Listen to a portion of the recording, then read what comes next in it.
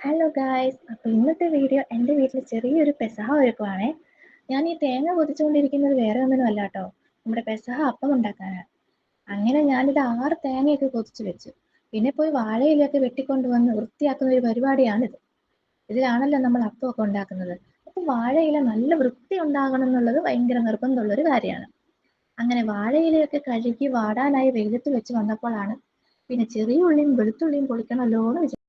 അങ്ങനെ പിന്നെ അത്യാവശ്യം ഉള്ളിയൊക്കെ ആയപ്പോൾ അത് നിർത്തി തേങ്ങ പൊതിച്ച് ചിരണ്ടാനുണ്ടായിരുന്നു. അങ്ങനെ തേങ്ങയെല്ലാം പൊട്ടിച്ച് ചിരണ്ടി അപ്പം ഉണ്ടാക്കാൻ കൊടുത്തു കേട്ടോ.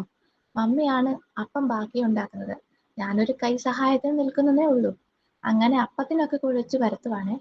ഇതിപ്പോ ഇൻഡ്രി അപ്പമാണ് ഞാൻ ഉണ്ടാക്കുന്നത്.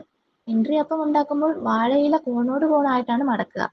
അങ്ങനെ ഞാൻ ഇവിടെ ഇൻഡ്രി അപ്പത്തിന്റെ പണി കഴിഞ്ഞപ്പോഴാണ് അമ്മച്ചി കുരിശപ്പം ഉണ്ടാക്കാൻ വന്നത്. അമ്മച്ചിയാണ് ഇവിടെ വർഷങ്ങളായി കുരിശപ്പം ഉണ്ടാക്കുന്ന ആള്.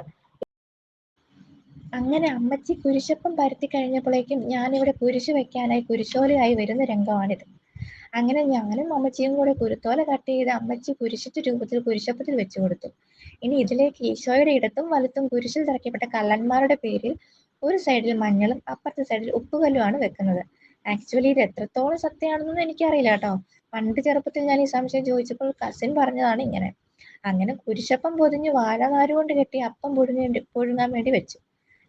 അപ്പോൾ ഇതാണ് കേട്ടോ ആ അപ്പം. നല്ല സോഫ്റ്റും അല്ല അത്രയ്ക്ക് ഹാർഡും അല്ലാത്ത പരുവത്തിൽ പുളിപ്പില്ലാതെ ഉണ്ടാക്കുന്ന കുരിശപ്പം. അതുപോലെ കുരിശപ്പം ഉണ്ടാക്കാനായി എടുക്കുന്ന മാവിൽ നിന്നും അല്പം മാറ്റി വെച്ച് അതിലേക്ക് ചുക്കും ജീരകവും പൊടിച്ച് തേങ്ങാപ്പാലും ശർക്കരയും ചേർത്താണ് പെസഹ പാലുണ്ടാക്കുന്നത്. പണ്ട് കാരണവന്മാരുള്ള കാലം മുതലേ ആചരിച്ചു വരുന്നതാണ് അപ്പം മുറിക്കൽ ശുശ്രൂഷ. അപ്പം മുറിക്കുന്നതിന് മുൻപ് കുളിച്ച് വളരെ വിശുദ്ധിയോടെ വേണം അപ്പം മുറിക്കാൻ. വീട്ടിലെ മൂത്ത കാരണവർ, അതായത് ഗൃഹനാഥനാണ് അപ്പം മുറിച്ച് മറ്റുള്ളവർക്ക് നൽകേണ്ടത്. ഇവിടെ പാപ്പനാണ് അപ്പം മുറിക്കുന്നത്.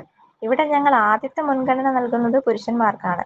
പ്രായം അനുസരിച്ച് ഓരോരുത്തരായി പോയി പാപ്പന്റെ കയ്യിൽ നിന്നും അപ്പവും പാലും പഴവും വാങ്ങി വന്നതിന് ശേഷമാണ് സ്ത്രീകളുടെ ഊഴം. അങ്ങനെ കുറച്ചു നേരം നോക്കി നിന്നതിന് ശേഷം എനിക്കും കിട്ടി അപ്പവും പാലും പഴവും. ഞങ്ങൾ അങ്ങനെ ഇവിടുത്തെ അപ്പം മുറി കഴിഞ്ഞ് വീട്ടിലേക്ക് പോവുകയാണ്.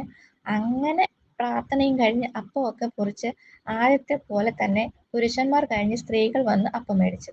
അങ്ങനെ അപ്പം മുറിക്കലെല്ലാം കഴിഞ്ഞ് കുട്ടികളികളൊക്കെ കണ്ട് എല്ലാവരും കൊച്ചു കൊച്ചു വർത്താനങ്ങളൊക്കെ പറഞ്ഞിരുന്നു.